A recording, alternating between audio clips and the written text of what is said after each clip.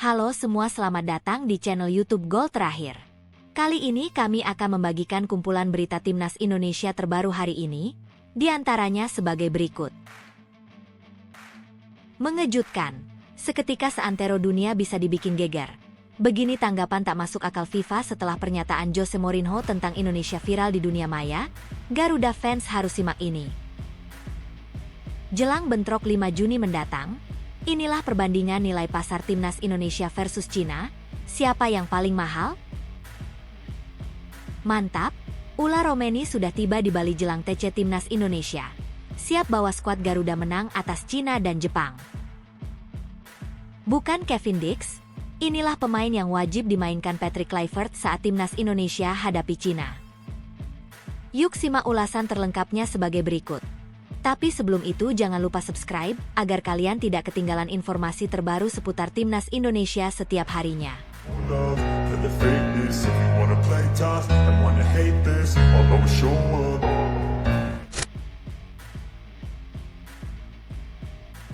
Mengejutkan, seketika seantero dunia bisa dibikin geger. Begini tanggapan tak masuk akal FIFA setelah pernyataan Jose Mourinho tentang Indonesia viral di dunia maya. Garuda fans harus simak ini. Ketika dunia sepak bola belum sepenuhnya pulih dari kejutannya yang terakhir. Ketika nama Jose Mourinho kembali berkumandang tidak karena kemenangan di atas lapangan, tetapi karena kalimat-kalimat tajam yang ia lontarkan ke jantung kekuasaan FIFA, gemuruh baru muncul. Dalam sekejap, kalimat legendaris itu, "Kalian tak layak memimpin dunia jika terus mengabaikan Indonesia." Meledak bagaikan petir di siang bolong, menyambar perhatian pecinta bola dari Eropa hingga Asia. Dunia maya pun terbakar. Kutipan pernyataan Mourinho menjalar cepat, menembus batas bahasa, platform, dan benua. Dan akhirnya, FIFA, organisasi tertinggi sepak bola dunia, tak bisa lagi tinggal diam. Mereka yang biasa nyaman duduk di balik meja-meja marmer Zurich, kini dipaksa menanggapi isu yang tak lagi bisa dihindari. Indonesia, negara kepulauan dengan 270 juta jiwa dan gairah sepak bola yang membara, telah menjadi pusat perhatian bukan karena prestasi di final Piala Dunia, tetapi karena suara nyaring dari pria yang dijuluki The Special One. Pernyataan Mourinho bukanlah ocehan sembarangan. Ia adalah satu dari segelintir tokoh yang bisa mengubah opini global hanya dengan satu kalimat. Dengan catatan karir yang melampaui benua, membawa kejayaan untuk Porto, Chelsea, Inter Milan, Real Madrid, dan Manchester United. Sosoknya bukan hanya pelatih, tetapi institusi itu sendiri. Maka ketika ia berkata bahwa Indonesia layak mendapatkan panggung besar seperti Piala Dunia, dunia mendengarkan, dan FIFA pun akhirnya angkat bicara. Melalui juru bicaranya, FIFA merilis pernyataan resmi yang berbunyi diplomatis, namun syarat dengan tekanan publik yang mulai menggumpal. Kami menyadari banyaknya perhatian terhadap perkembangan sepak bola di Asia Tenggara, termasuk Indonesia. FIFA akan terus melakukan evaluasi dan pendalaman atas kontribusi negara-negara berkembang terhadap lanskap global sepak bola, begitu penggalan pernyataan yang dirilis dari markas besar mereka. Namun, pernyataan tersebut tidak cukup memadamkan bara. Justru, banyak pihak menilai tanggapan FIFA terlalu normatif, terlalu berhati-hati, bahkan terkesan takut menghadapi ledakan simpati terhadap Indonesia. Banyak pengamat menilai bahwa FIFA sedang dalam tekanan luar biasa. Terlebih setelah tidak hanya Mourinho, tetapi juga tokoh sekelas Arsene Wenger sebelumnya mengemukakan dukungan terbuka terhadap Indonesia. Kini, dua nama besar dengan rekam jejak internasional telah menyerukan hal yang sama, Indonesia pantas lebih. Yang membuat keadaan semakin rumit bagi FIFA adalah fakta bahwa suara publik tidak berpihak pada mereka. Dalam waktu 48 jam setelah pernyataan Mourinho meledak, ribuan komentar datang dari fans Jepang, Korea Selatan, bahkan Argentina dan Brasil, menyuarakan bahwa sudah waktunya negara dengan basis supporter terbesar di Asia Tenggara ini mendapat panggung yang setara. Dari Brasil, seorang jurnalis olahraga kondang, Renato Alves, bahkan menulis editorial tajam yang menyebut bahwa ketidakmampuan FIFA membaca gairah di Asia Tenggara adalah kesalahan strategis abad ini. Ia menambahkan bahwa Indonesia bukan hanya siap sebagai tuan rumah, tapi juga sebagai pusat budaya sepak bola yang bisa menginspirasi dunia. Lalu apa sebenarnya yang ditakuti FIFA? Apakah karena posisi geografis? Apakah karena masalah infrastruktur? Tidak. Bahkan dalam laporan resmi pasca Piala Dunia U17 tahun 2023, FIFA menyebut penyelenggaraan oleh Indonesia sebagai salah satu yang terbaik dalam sejarah turnamen kelompok umur tersebut. Profesionalisme, keramahan publik, infrastruktur stadion, serta antusiasme penonton. Semuanya mendapat nilai tinggi. Maka yang tersisa hanyalah persoalan keberanian. Apakah FIFA cukup berani untuk keluar dari zona nyaman mereka dan memberi tempat bagi kekuatan baru yang sedang bangkit? Dan disinilah peran Jose Mourinho menjadi sangat penting. Dalam wawancara lanjutan dengan salah satu media Portugal, ia menyebut bahwa FIFA tidak bisa terus bermain aman. Jika kalian hanya memberi panggung pada negara yang sama berulang kali, kalian mematikan impian dari separuh dunia. Ia menekankan bahwa Asia Tenggara adalah kawasan yang sedang bergeliat, dan Indonesia adalah jantungnya. Bahkan pelatih legendaris asal Portugal itu menyampaikan bahwa ia tidak memiliki kepentingan pribadi dalam hal ini. Ia bukan duta Indonesia, bukan pelatih mereka, dan tidak menerima bayaran dari siapapun. Saya hanya mengatakan apa yang saya lihat. Dan yang saya lihat adalah sebuah bangsa yang mencintai sepak bola lebih dari sebagian besar negara yang sudah pernah menjadi tuan rumah Piala Dunia, pungkas Mourinho. Kini, tekanan terus meningkat. Surat terbuka dari Federasi Sepak Bola di beberapa negara Asia mulai dikirimkan ke meja FIFA. Dan media global mulai menyoroti narasi ini sebagai pertarungan antara kekuatan lama yang enggan berubah dan semangat baru yang menuntut pengakuan. FIFA boleh saja menunda keputusan. Mereka boleh berbicara dalam bahasa diplomasi. Tapi sejarah telah mencatat bahwa suara dari seorang Mourinho telah membangunkan raksasa tidur bernama Indonesia. Dan ketika dunia sudah mendengar, tak ada jalan kembali. Pertanyaannya sekarang bukan lagi, apa Indonesia mampu? Tapi, apakah FIFA cukup berani menghadapi kebenaran yang diucapkan Mourinho? Dan tentu, kita semua kini dihadapkan pada satu pertanyaan penting. Apakah kalian setuju? Jelang bentrok 5 Juni mendatang, inilah perbandingan nilai pasar timnas Indonesia versus Cina. Siapa yang paling mahal? Ketika kalender dunia sepak bola perlahan mendekati tanggal keramat 5 Juni 2025, aroma perang besar di kawasan Asia pun mulai tercium dengan tajam. Bukan sekadar pertandingan, bukan pula sekadar memperebutkan 3 poin. Laga antara timnas Indonesia versus Cina di Stadion Utama Gelora Bung Karno bukanlah pertandingan biasa. Inilah medan laga yang akan menentukan nasib, harga diri, dan eksistensi dua negara raksasa Asia di kancah global. Dan menjelang duel ini, sorotan dunia tak hanya terfokus pada strategi dan kekuatan fisik, tapi juga pada nilai pasar kedua tim nasional. Sebuah indikator modern yang seringkali menjadi gambaran betapa bernilainya sebuah tim secara ekonomi dan potensi di bursa sepak bola internasional. Data resmi dari laman Transfermarkt baru-baru ini menyulut diskusi panas di kalangan pengamat, media, dan supporter fanatik kedua negara. Pasalnya, selisih nilai pasar antara timnas Indonesia dan timnas Cina bak jurang menganga, seperti bumi dan langit, atau dalam istilah lokal, bagaikan antara emas murni dan besi tua. Skuad Garuda, yang kini ditangani oleh pelatih legendaris asal Belanda Patrick Kluivert, secara mengejutkan tercatat memiliki total nilai pasar mencapai 37,5 juta euro, atau setara dengan hampir 700 miliar rupiah. Sebuah angka yang tidak hanya fantastis untuk ukuran Asia Tenggara, tetapi juga menjadi sinyal bahwa revolusi sepak bola Indonesia benar-benar telah membuahkan hasil nyata. Sebaliknya, sang lawan dari Timur Jauh, Tim Naga alias Timnas Cina, hanya mampu mengumpulkan nilai pasar 13,43 juta euro dari total 27 pemain yang dipanggil oleh pelatih kawakan Branko Ivankovic. Angka ini bukan hanya lebih rendah, melainkan nyaris 3 kali lipat lebih kecil dibandingkan Timnas Indonesia. Fakta ini menjadi bahan bakar optimisme, tetapi juga peringatan keras bagi Indonesia, karena sepak bola tak pernah mengenal hitung-hitungan uang di atas kertas. Jika menilik daftar pemain yang dipanggil Patrick Kluivert, kita bisa melihat mengapa nilai pasar skuad Garuda melonjak begitu tajam. Dari 32 pemain yang dipanggil, 21 diantaranya adalah pemain abroad, alias pemain yang bermain di luar negeri, terutama di Eropa. Nama-nama seperti Jai Itzes, Venezia, Rafael Struijk, Ado Den Haag, Sandy Walsh, KV Mechelen, hingga sang bek termahal saat ini, Mees Hilgers dari FC Twente yang memiliki nilai pasar sebesar 7 juta euro, menjadi tumpuan utama kekuatan Indonesia. Nilai yang melejit ini juga tak lepas dari performa individu dan keberhasilan beberapa pemain Indonesia dalam menembus starting line-up klub-klub Eropa. Bahkan, sejak Piala Asia 2023, grafik nilai pasar timnas Indonesia terus menanjak. Pada Maret 2025 lalu, nilai pasar skuad Garuda dengan 29 pemain berada di angka 36,53 juta euro, dan kini meningkat menjadi 37,5 juta euro seiring masuknya tambahan pemain dan perkembangan performa pemain abroad yang semakin bersinar di klub mereka masing-masing. Di sisi lain, Cina masih bergantung pada kekuatan lokal. Dari 27 pemain yang dipanggil, hanya segelintir yang punya pengalaman bermain di luar negeri.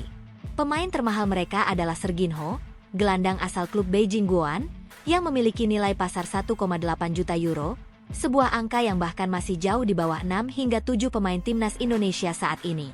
Ini menjadi indikasi bahwa meskipun Cina adalah negara dengan ekonomi terbesar kedua di dunia, namun transformasi sepak bolanya saat ini sedang menemui jalan terjal. Namun, penting untuk dicatat bahwa nilai pasar bukanlah jaminan kemenangan di lapangan. Hal itu dibuktikan pada pertemuan pertama antara kedua tim pada putaran ketiga kualifikasi Piala Dunia 2026 zona Asia, ketika Cina berhasil membungkam Indonesia dengan skor 2-1, meskipun secara nilai pasar mereka tertinggal jauh. Dalam laga yang berlangsung keras dan penuh tekanan tersebut, skuad Garuda sempat unggul lebih dulu namun, akhirnya harus mengakui ketangguhan pertahanan disiplin dan serangan balik cepat dari tim Naga. Kini, dengan posisi klasemen yang sangat krusial, Indonesia tentu ingin membalas kekalahan itu. Laga pada 5 Juni mendatang akan menjadi penentu. Jika berhasil menang atas Cina, maka langkah Indonesia menuju babak keempat kualifikasi Piala Dunia 2026 akan semakin terbuka. Sebaliknya, jika kembali kalah, tekanan di laga pamungkas melawan Jepang akan menjadi sangat berat. Sebagai tuan rumah, Indonesia memiliki sejumlah keuntungan. Dukungan penuh dari puluhan ribu supporter Garuda yang akan memadati SUGBK, kepercayaan diri yang meningkat karena performa positif dalam beberapa laga terakhir, dan tentu saja kekuatan kolektif skuad yang kini bertabur bintang diaspora. Namun, Branko Ivankovic bukan pelatih sembarangan. Pria asal Kroasia ini dikenal cerdik dalam membaca permainan dan jeli dalam memaksimalkan potensi pemain lokal. Timnas Cina yang ia latih dikenal bermain disiplin, rapi dalam bertahan, dan mematikan saat melakukan transisi cepat. Nilai pasar boleh kalah, tetapi semangat dan pengalaman tak bisa diukur dengan euro. Yang menarik dari duel ini adalah kontras besar antara dua filosofi pembinaan. Indonesia, dalam 3 tahun terakhir, memaksimalkan program naturalisasi dan pemanggilan pemain diaspora demi mempercepat peningkatan kualitas skuad. Cina, sebaliknya, mulai mengurangi ketergantungan pada pemain asing dan fokus membina pemain lokal. Bahkan jika itu berarti nilai pasar mereka tidak melonjak. Kini, dunia menunggu. Akankah Indonesia menunjukkan bahwa dominasi nilai pasar juga bisa diterjemahkan dalam dominasi permainan di lapangan? Ataukah Cina kembali menjadi batu sandungan dan membuktikan bahwa sepak bola masih lebih banyak ditentukan oleh kerja keras dan strategi ketimbang nominal? 5 Juni 2025 bukan sekadar tanggal di kalender.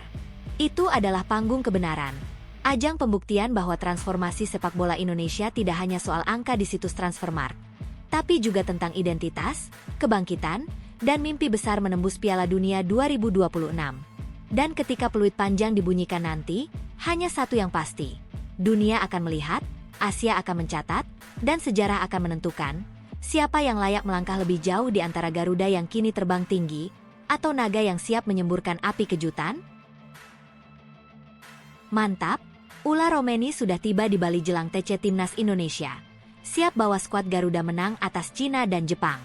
Ketika angin musim panas mulai menyapu dataran Pulau Dewata, sebuah kabar yang dinanti-nanti akhirnya tiba bak gelegar petir di siang bolong. Striker naturalisasi berdarah Medan yang kini memperkuat Oxford United di Liga Inggris, Ula Romeni, telah mendarat dengan gagah di Bali. Suasana mendadak berubah menjadi euforia penuh harapan ketika sang juru gedor utama Timnas Indonesia itu menapakkan kakinya di Bandara I Gusti Ngurah Rai. Kedatangannya bukan sekadar rutinitas perjalanan seorang pemain bola, tetapi adalah tanda awal dari sebuah perjuangan terakhir yang akan menentukan nasib negeri ini di peta dunia sepak bola. 2 laga pamungkas, 2 peluang emas menuju Piala Dunia 2026. Ula Romeni datang bukan dengan tangan kosong, melainkan dengan semangat membara, tekad baja, dan optimisme yang membumbung tinggi.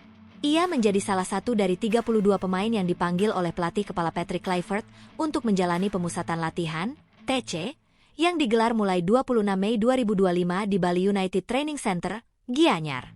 Tempat ini akan menjadi panggung awal persiapan serius skuad Garuda menjelang pertarungan hidup mati melawan Cina pada 5 Juni di Stadion Utama Gelora Bung Karno, Jakarta, dan kemudian menantang Jepang di Suita Football City Stadium, Osaka, 5 hari berselang pada 10 Juni. Begitu mendarat, Romeni langsung menyapa media dan publik dengan senyum tenang namun penuh determinasi. "Bagus. Ini pertama kalinya saya ke Bali," ucapnya dalam sebuah wawancara yang kemudian viral di kanal YouTube Kompas TV. "Saya pikir cuacanya tidak sepanas di Jakarta. Sedikit lebih baik tentu saja." Jawaban yang sederhana, tapi menyiratkan kenyamanan awal yang penting. Karena kenyamanan fisik adalah pijakan pertama bagi fokus mental dalam menghadapi laga krusial sekelas kualifikasi Piala Dunia. Sebagai striker andalan di kasta kedua Liga Inggris, kehadiran Ula bukan hanya menambah kekuatan teknis di lini depan Indonesia, tapi juga menjadi simbol dari wajah baru timnas. Modern, multikultural, dan kompetitif. Ia bukan sekadar pemain naturalisasi, tapi representasi dari Indonesia global yang kini siap menyapa dunia dengan kepala tegak. Pertandingan melawan Cina dan Jepang bukanlah laga biasa. Ini adalah 2 ujian terakhir di putaran ketiga kualifikasi Piala Dunia 2026 zona Asia, sebuah medan tempur yang sejak awal telah diprediksi berat. Namun selalu berhasil dilalui skuad merah putih dengan perjuangan luar biasa. Kini, Indonesia duduk di peringkat keempat grup C dengan 9 poin, hanya tertinggal tipis dari pesaing di atasnya. Harapan masih menyala, dan peluang belum tertutup. Ula Romeni, dalam nada tenang namun berwibawa, menyadari betul betapa pentingnya 2 laga mendatang. "Tentu saja, ini pertandingan yang sangat penting," katanya. "Kami tahu apa yang harus kami lakukan. Kami harus memenangi pertandingan untuk membuka peluang ke Piala Dunia. Kami selalu berupaya menang.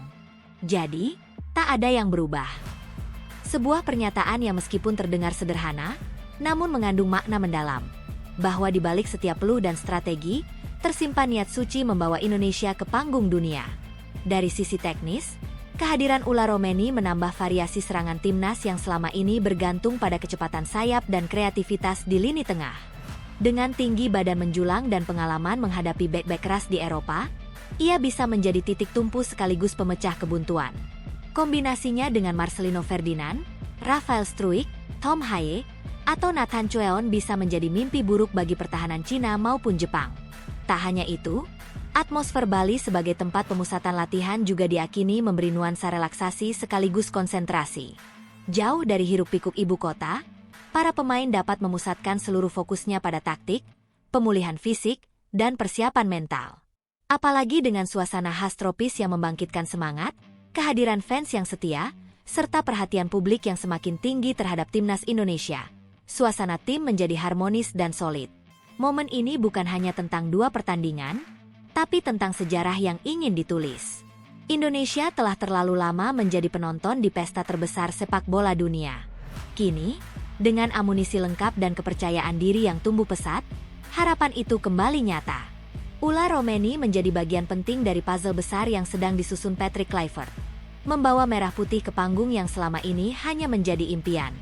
Dan jika semua berjalan sesuai skenario, jika Garuda bisa menjinakkan naga dari Cina dan meredam samurai biru di kandangnya sendiri, maka nama-nama seperti Ula Romeni tak hanya akan diingat sebagai pemain, tapi sebagai pahlawan.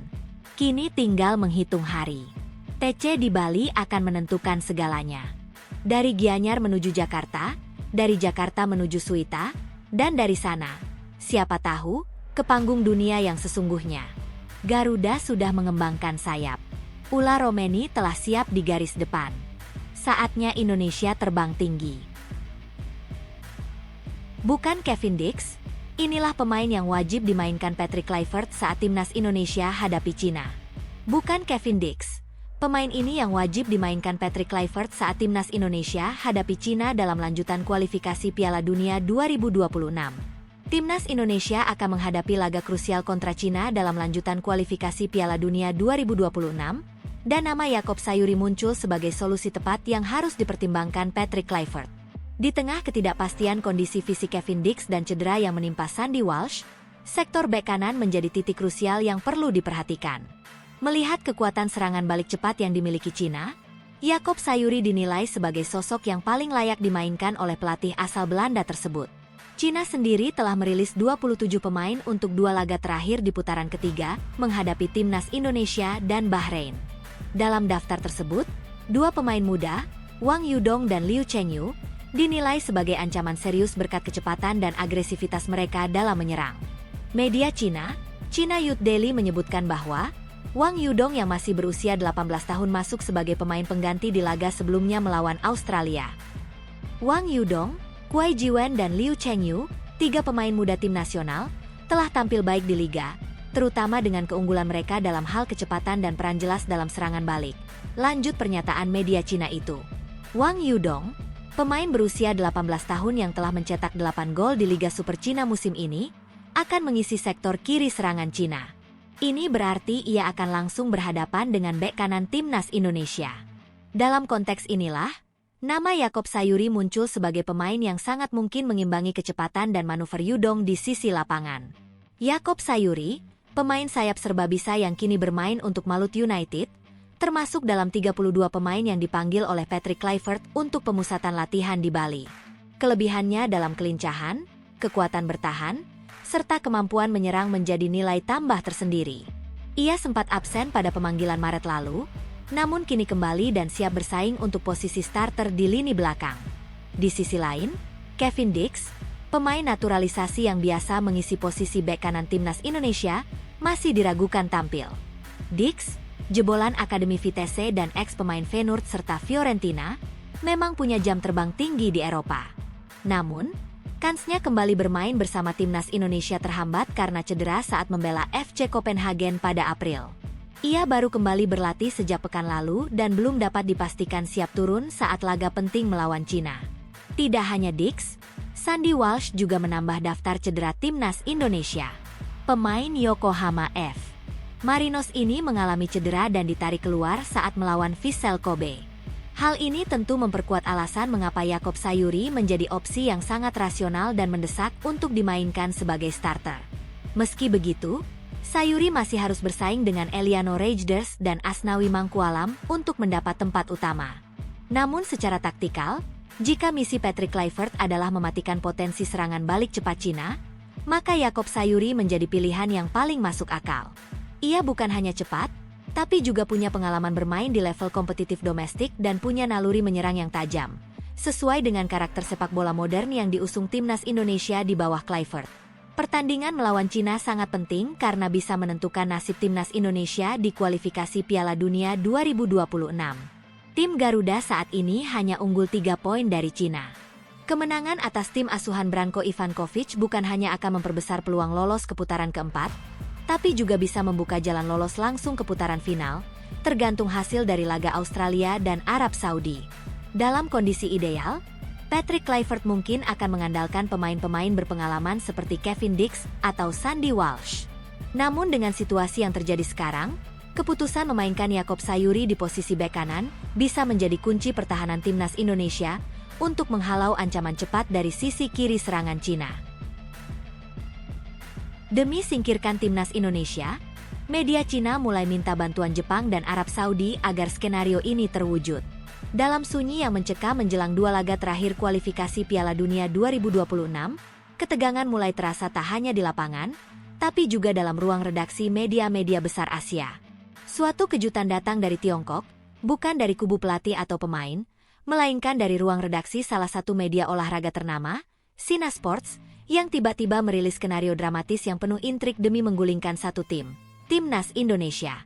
Ya, ketika sebagian besar tim tengah fokus menyusun strategi teknis dan fisik untuk menyambut laga hidup mati, media Cina justru sibuk merancang kalkulasi rumit yang menyerupai teka-teki politik sepak bola.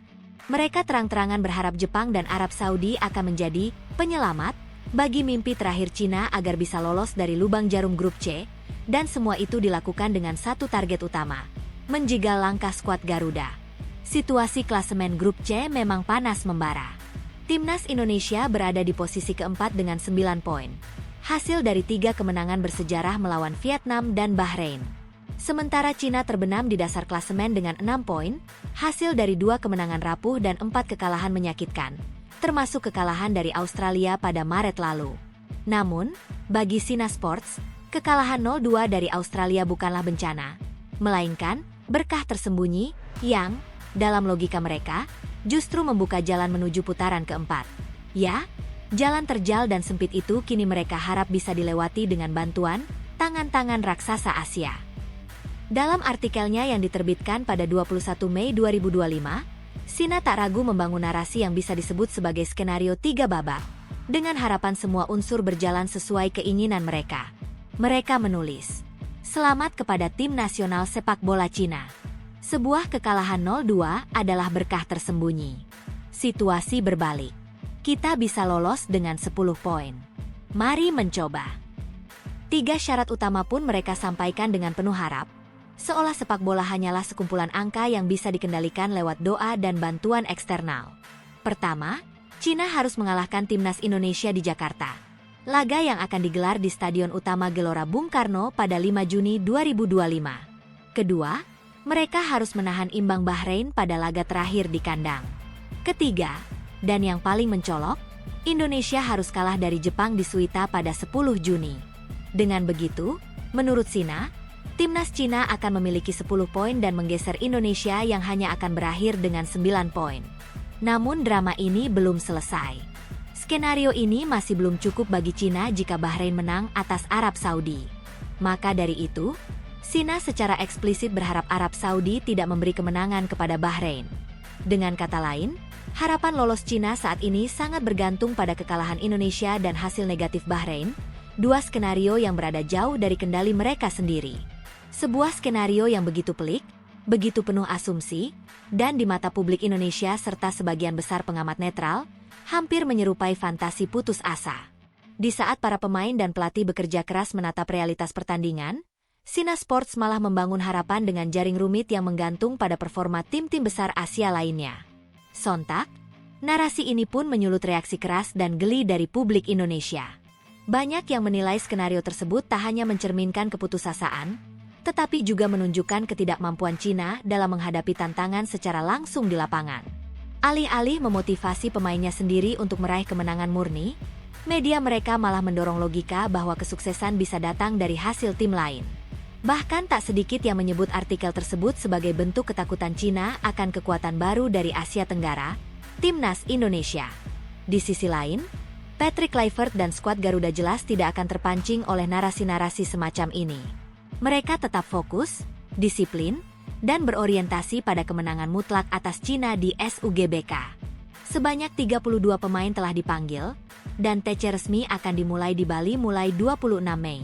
Lokasi pemusatan latihan yang dipilih di Gianyar tak hanya menyediakan fasilitas mewah dan suasana nyaman, tetapi juga menjadi tempat ideal untuk membangun kekompakan, strategi, dan determinasi menghadapi laga final Grup C. Kemenangan atas Cina di Jakarta bukan hanya target taktis, tetapi juga simbol supremasi. Di hadapan lebih dari 60.000 supporter yang dipastikan memadati stadion, Indonesia bertekad memberikan bukti bahwa mereka layak berada di putaran keempat. Bukan melalui skenario spekulatif, melainkan dari hasil keringat dan kerja keras di atas rumput hijau. Sementara Cina berharap pada Jepang, Indonesia justru menatap Jepang sebagai tantangan yang bisa dilawan. Para pemain sudah terbiasa bermain di bawah tekanan. Apalagi setelah pengalaman besar melawan Australia dan kemenangan tipis atas Bahrain. Kemenangan atas Cina akan membuka jalur terang bagi Garuda, dan bahkan hasil imbang di Jepang bisa cukup untuk mengunci tiket ke fase berikutnya. Disinilah perbedaan mencolok terlihat. Indonesia mengandalkan kekuatan sendiri, sementara Cina mengandalkan keberuntungan dari pihak lain. Narasi Sina hanyalah pengingat bahwa di dunia sepak bola, tak semua bisa diatur sesuai rencana. Apalagi jika rencana itu dibangun dari kekalahan dan rasa panik. Kini tinggal menghitung hari. Pertarungan akan segera dimulai. Patrick Kluivert, Ula Romeni, Marcelino Ferdinand, Tom Haye, dan rekan-rekan mereka tahu apa yang harus dilakukan. Tidak ada ruang untuk ragu. Tidak ada waktu untuk berharap pada keajaiban dari tim lain. Indonesia hanya punya satu jalan, dan itu adalah jalan kemenangan. Sementara media Cina terus berharap pada Jepang dan Arab Saudi, timnas Indonesia memilih menulis takdirnya sendiri dengan tinta keberanian dan semangat juang tak tergoyahkan. Garuda tidak sedang berandai-andai. Garuda sedang bersiap untuk terbang tinggi. Lengkapi super tim Patrick Kluivert di timnas Indonesia. PSSI diimbau tak sia-siakan kehadiran Simon Tahamata. Ketika cahaya baru mulai menyinari sepak bola Indonesia dan harapan menari-nari di angkasa tinggi menanti dentuman prestasi, sebuah nama dengan jejak emas dari Eropa datang melangkah dengan diam-diam namun penuh pesona, Simon Tahamata.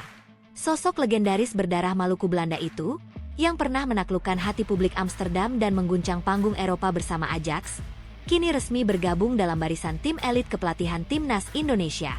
Bukan sebagai pelatih utama, bukan pula sebagai juru taktik lapangan, tapi sebagai mata pengintai yang akan menentukan wajah masa depan, Head of Scouting. Namun, di balik gegap gempita penyambutan atas kedatangan Simon, muncul satu suara dari masa silam yang mengingatkan agar PSSI tidak gegabah. Suara itu datang dari Heri Kiswanto, legenda sejati Timnas Indonesia, pria yang telah mengukir 40 penampilan bersama Merah Putih dalam era sulit penuh pergolakan, dari tahun 1981 hingga 1993. Heri tahu persis bahwa talenta seperti Simon Tahamata bukan barang murah, bukan nama sembarangan, dan bukan pula sekadar trofi pajangan. Ia adalah aset berharga, dan karenanya harus dijaga, dipandu, dan diarahkan dengan cermat. Federasi harus bisa mengkolaborasi. Jangan hanya Simon saja, karena pasti buta, Simon pasti buta, kurang informasi, ucap Heri dengan nada tegas namun bijak. Baginya, keberadaan Simon memang sangat potensial. Tapi potensi itu tidak akan berubah menjadi hasil konkret jika dibiarkan bekerja sendirian dalam gelapnya peta kultur dan dinamika sepak bola Indonesia. Dibutuhkan sentuhan lokal, pendampingan dari pelatih-pelatih berpengalaman dalam negeri yang mengenal betul denyut nadi sepak bola nasional. Dari Liga 1 hingga pelosok akademi di berbagai provinsi. Memang, tanggung jawab yang kini diemban Simon Tahamata bukan tugas ringan. Sebagai Head of Scouting, ia diinstruksikan langsung untuk menjadi mata dan telinga Garuda. Tugasnya adalah menemukan permata-permata tersembunyi, baik di dalam negeri maupun di belahan dunia lain, dari Asia hingga Eropa, dari gang sempit kampung hingga lapangan hijau akademi internasional. Ia adalah jembatan antara generasi masa depan dan panggung dunia, penghubung antara visi besar PSSI dan realita yang kadang tak terlihat oleh mata awam. Pengalaman Simon bukan sesuatu yang bisa diremehkan. Sebagai mantan pemain Ajax dan Standard Liège, ia tahu betul cara membentuk karakter dan kualitas sejak usia dini. Ia bukan sekadar scout yang mencatat data. Ia adalah pembangun fondasi, penemu mutiara, dan mentor yang memoles anak muda menjadi pejuang lapangan hijau. Di Akademi Standard Liège, ia melatih teknik dan mental. Di Ajax, ia mendalami filosofi total football dan pendidikan karakter. Di Al Ahly dan Germinal Beerschot, ia menyerap banyak pengetahuan lintas budaya, bekal yang kini ia bawa menuju Indonesia. Kehadirannya bukanlah kebetulan. Ia datang sebagai kepingan terakhir dalam puzzle raksasa revolusi sepak bola yang tengah dirakit oleh Patrick Kluivert dan jajarannya. Simon akan bekerja satu meja dengan sesama tokoh Belanda lain di tubuh timnas. Kluivert sang pelatih kepala, Alex Pastoor sang asisten taktik, Denny Lanzaat yang menguasai lini tengah, serta Gerald Vanenburg sang ahli teknik. Sebuah super team yang tak lagi main-main. Ini bukan eksperimen. Ini adalah lompatan generasi. Maka ketika Ketua Umum PSSI, Erick Thohir, menyambut kedatangan Simon, kalimatnya bukan basa-basi. Kami sangat antusias menyambut Simon Tahamata dalam keluarga besar PSSI. Pengalaman dan keahliannya dalam pengembangan pemain muda akan menjadi aset berharga dalam perjalanan kami menuju panggung dunia, ucap Erick dengan nada optimistis. Ia tahu, untuk bisa bersaing di level tertinggi, Indonesia tidak bisa lagi hanya bergantung pada bakat mentah. Yang dibutuhkan adalah sistem, manajemen talenta, dan tangan-tangan ahli yang tahu cara membentuk pemain dari bawah. Simon sendiri mengakui bahwa ia telah lama menanti kesempatan seperti ini. Terima kasih atas semua pesan yang baik yang saya terima. Saya menantikan bekerja bersama Coach Patrick Kluivert dan staf teknis lainnya di Indonesia, ujarnya lewat pesan video yang dipublikasikan PSSI. Nada suaranya penuh semangat. Matanya menyala, seolah tahu bahwa tugas besar sudah menantinya di ujung cakrawala tropis Nusantara. Ia dijadwalkan tiba di Indonesia pada akhir Mei 2025, tepat menjelang duel besar Timnas Indonesia melawan Cina, 5 Juni, dan Jepang, 10 Juni. Momentum ini bukan kebetulan. Ia akan menyaksikan langsung ujian paling penting dari proyek Patrick Kluivert, menyerap atmosfer langsung dari stadion, dan mungkin saja mulai menandai nama-nama yang layak masuk daftar pantau untuk pembinaan jangka panjang. Namun seperti yang disampaikan Heri Kiswanto, semua potensi itu bisa hilang jika tidak dimanfaatkan dengan cerdas. Karena sehebat apapun pengalaman dan skill seseorang, jika tidak diberi data lapangan, referensi lokal, dan konteks Indonesia, maka pekerjaannya bisa buntu.